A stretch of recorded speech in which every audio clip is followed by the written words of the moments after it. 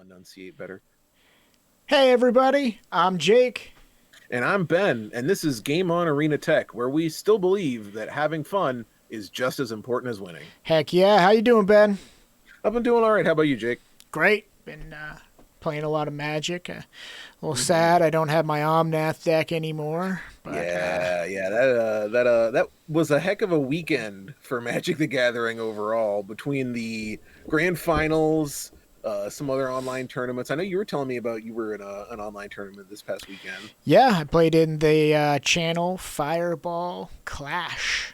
I think Ooh. they used the terminology class was a very small or a very short. It was used. It was a mechanic that was used at some point in the the years of Magic the Gathering, but didn't last. Whirlwind block, I want to say. I want to say you might be right, and so they. But that was a clash. Yeah, it was like 221 people, and I think I came in like 203rd. I did not have a great run, but I did have a great time playing, and really that's the only. That's the important thing. It Yeah. really is. I mean, it was tough. It was a 10-hour tournament, maybe even a little longer Mhm. for the people who played all the games. But I mean, I woke up at 4 a.m. and played until 1, and then did the standard work thing. So it was exciting. It was fun, and I plan there's two more tournaments. There's the Clash 3, Clash 4, and then after that it goes into the big boy tournaments. And if maybe I do well in one of them, make it to the second day, then I'll be in the pool for the big tournament. But we'll see. We'll see. Yeah. Speaking of tournaments, we're looking at the grand Yeah. finals for 2020. Top eight bracket from the 2020 Grand Finals.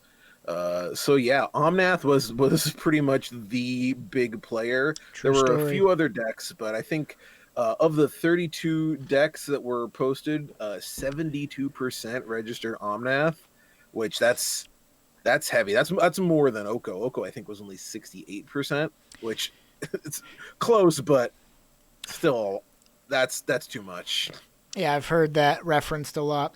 A lot of people said, I've survived the Oko standard. I've Mhm. survived the Omnath standard. I think they learned their lesson with Oko and just said, I guess we get it out of here before it, Yeah. destroys what is left of standard. But But that's, yeah, Omnath really dominated that tournament. Between not just win rate and percentage of the pool, but also the winning deck. Austin Bursavich piloting Omnath Adventures won the whole thing, winning his way up through the ranks, beating other Omnath decks, beating some of the rogue decks, you might say, in the competition, which included Rogues I itself, know, Demir that's the Rogues, new. piloted by Seth Mansfield, which that deck's really strong now. Yeah, that's the new standard. That's the new hotness right It's the there. new meta deck. That's the one Um, everybody's playing up to but Mythic. yeah, the other deck that got hit by the bannings that we'll talk about in a second was Gruul Adventures. Autumn Burchett and Emma Handy both piloted that deck with extreme skill. Had some really interesting games. Some of my favorite games so far. But that one got hit with the old ban hammer as well. Yeah. Let's see. Omnath obviously was the first one on the chopping block. Oh, look at there he is, old Cheeto fingers. Old Cheeto fingers. Also banned in standard Lucky Clover and Escape to the Wilds. Their reasoning being the value of adventures off of Lucky Clover. It became something that control decks that were able to mitigate other issues in the metagame couldn't keep up with the value generated there, Yeah. and then Escape to the Wilds is such a strong payoff for ramp that they wanted to nip that in the bud right away too. There's just never been a card that says, "Hey, no comp." Like, I mean, just as soon as you got this 2-color artifact down, pay 2, return 2 permanents, do Mm-hmm. 4 damage for 2. It just, I think, and the big thing was the giant. When you played Jolly Green Giant Beanstalk for 3 mana with so many times this happened for me. I had 2 2 Lucky Clovers down, and I'd play 3 mana, and I'd get 3 untapped lands.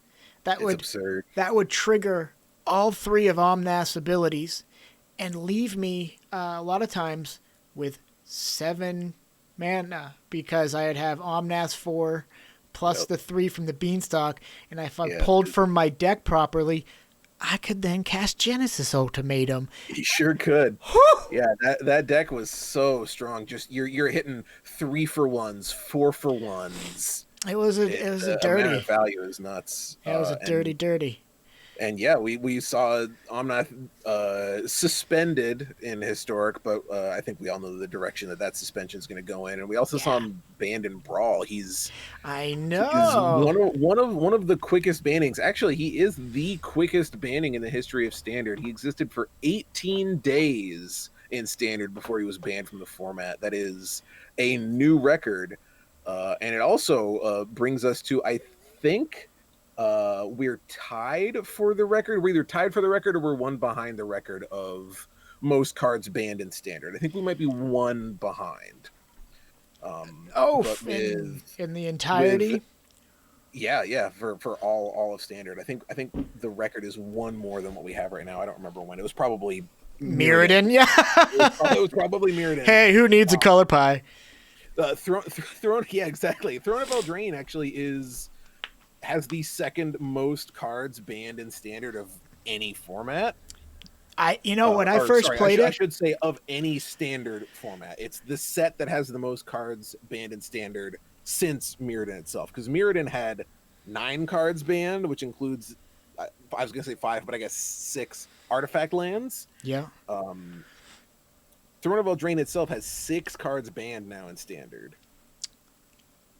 We've got Cauldron Familiar, Fires of Invention, Oko, Once Upon a Time, Lucky Clover, and Escape to the Wilds, all from Throne of Eldraine, banned in Standard.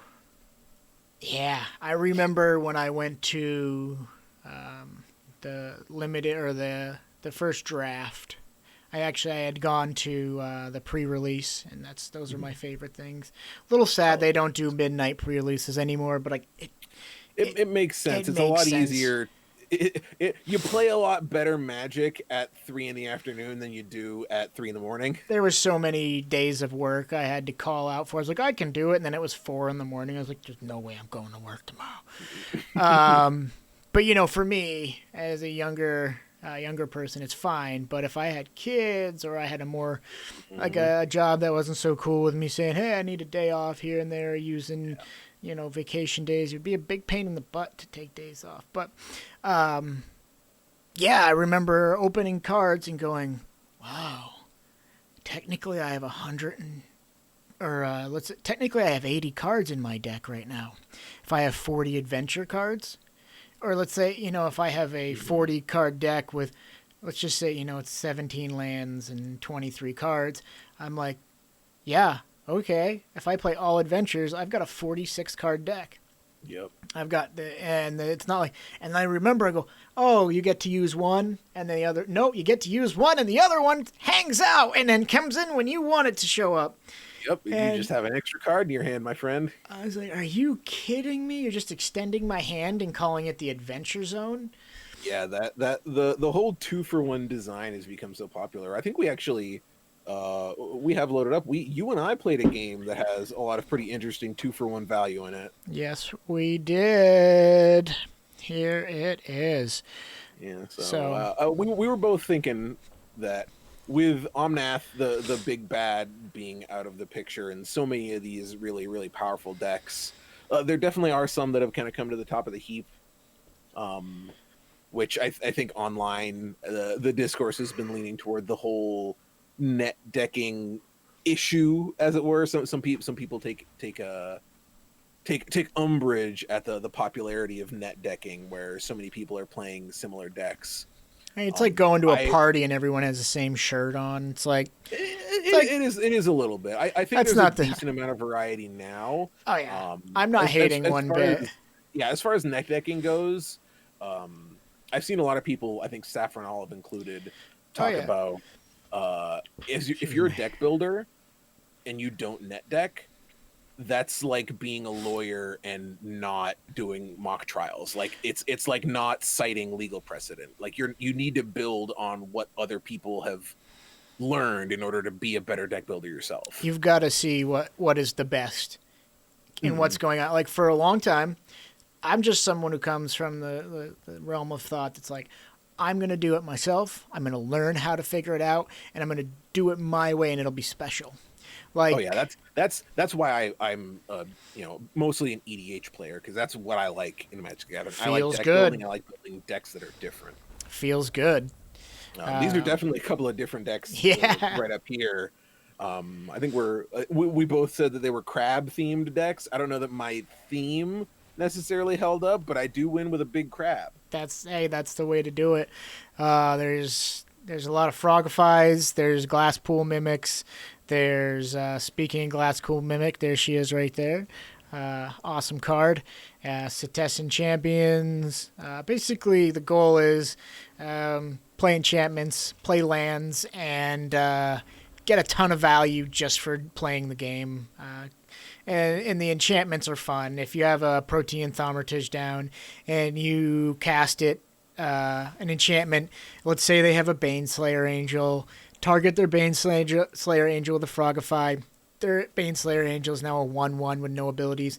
Boom, your Protean Thaumaturge is now a Baneslayer Angel. It hurts a lot. It's fun. Yeah.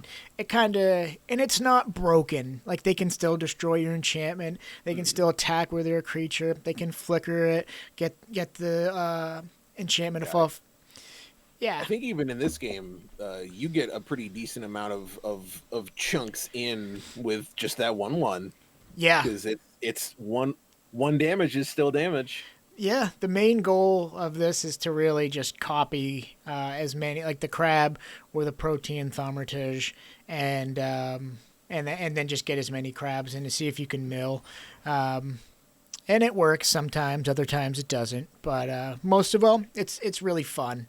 Yeah, there's some plays where you get a lot of crab value going. I was really hoping that I'd hit like the 5 or 6 mark, because you know, everyone goes into a game going, well, there's only 4 of those, and then when you have 6 crabs down, they're like, you can make so many copies. It's a lot of fun. Lately in Standard, though, that's something, because there is so much mill, something that I've been really thinking. I was like, I have to play 4-ofs. There's no 1-ofs. Because if you have one Ugin, if you have one, you just have one of one good card, boom, and it's gone. If you mill it and you don't have some way to get, and unless you're playing 1 or 2 of the decks that can really get stuff back. But I mean, what are you getting back? Kroxa? There's no Uro anymore. That's actually a strong card right now. Yeah. It's like, it does, because of the amount of mill, and then that adds onto the discard. Every time I come up against, a lot easier. It's a kick in the butt. It's kind of like, but I'm totally okay with it. Like, I was okay with some of the stronger decks. I didn't have a problem with it. I was just like, this is how. Look at that. Four crab triggers. That is hurtful. I'm gonna 12 cards. Goodbye. I am going to jump ahead a little bit here. We're at 5 minutes. What was a good time to jump ahead to? Oh yeah, so we pretty much see the same kind of value build here at, I think, about 7 minutes. Yeah, we get maybe it's, I think it's a little bit before this. There's a point where here it is. I look like I'm open. You've got your big mutated guy. You swing in.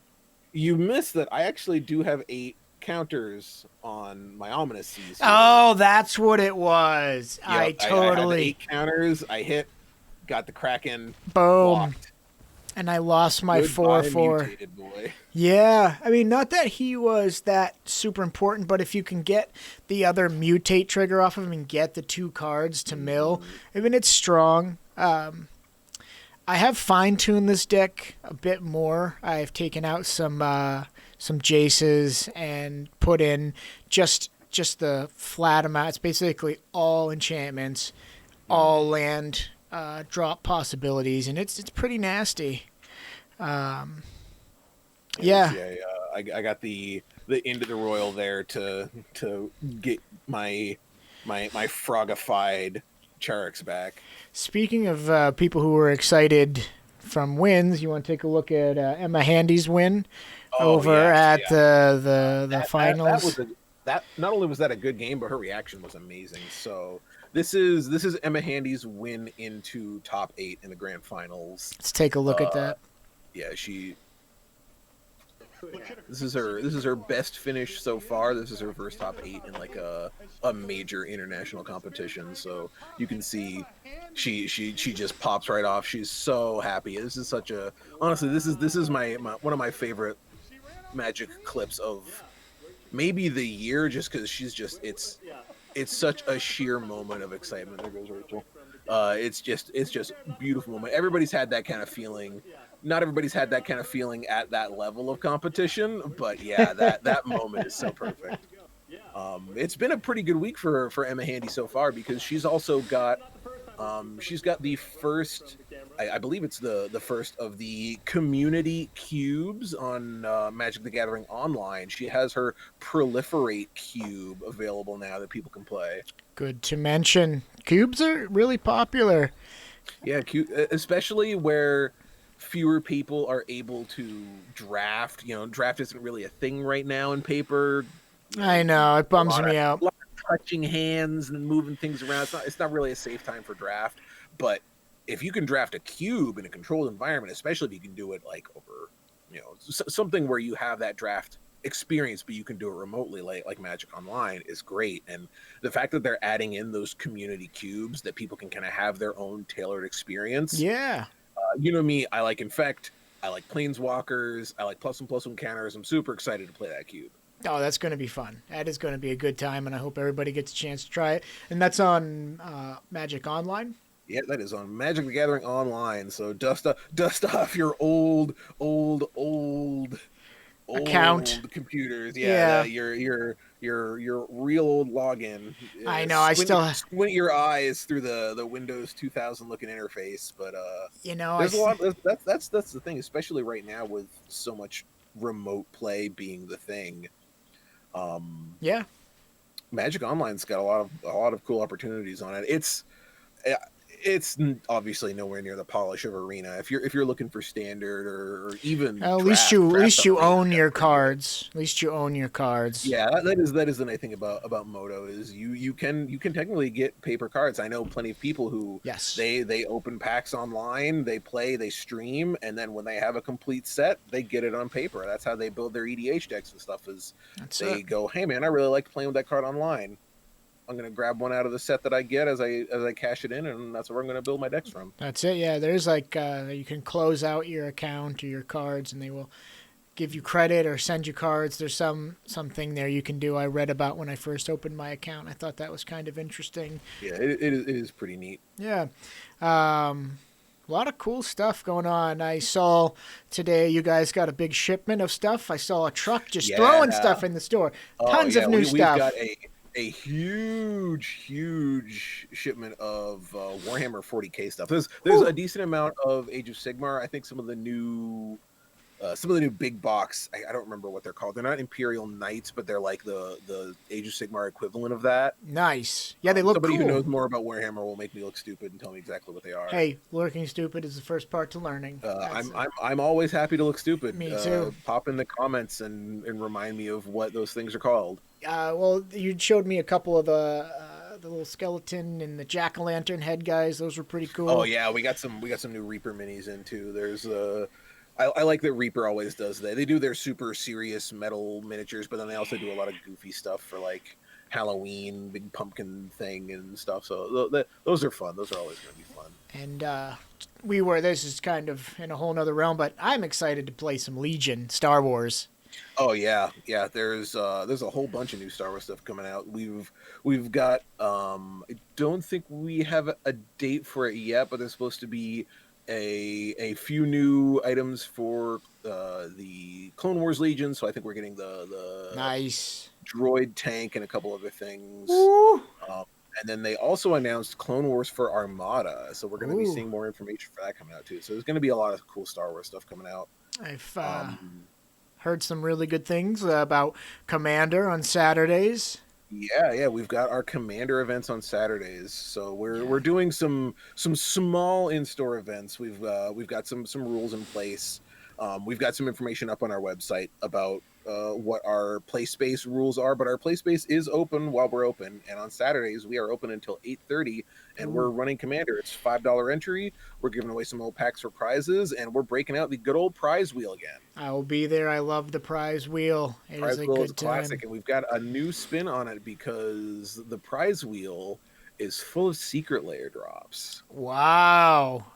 Yeah, so as long as we That's meet our epic. our 8 player minimum, we're giving away spins on the wheel, and we're gonna see some secret layers given away. So that should be super fun. We'll put some. That's Saturday starting at We'll 5. make sure that information is also in the comments in the Yep, description. And we'll add it in the post. where's the So best place to keep up to date on these events, Ben? all of our events are always on Facebook, so you go right onto facebook.com/Gameonaugusta. Go to the events page. Everything's on there, and there's links on there to any of our events that are remote. You can sign up online on our web store. You can go to gameonaugusta.com.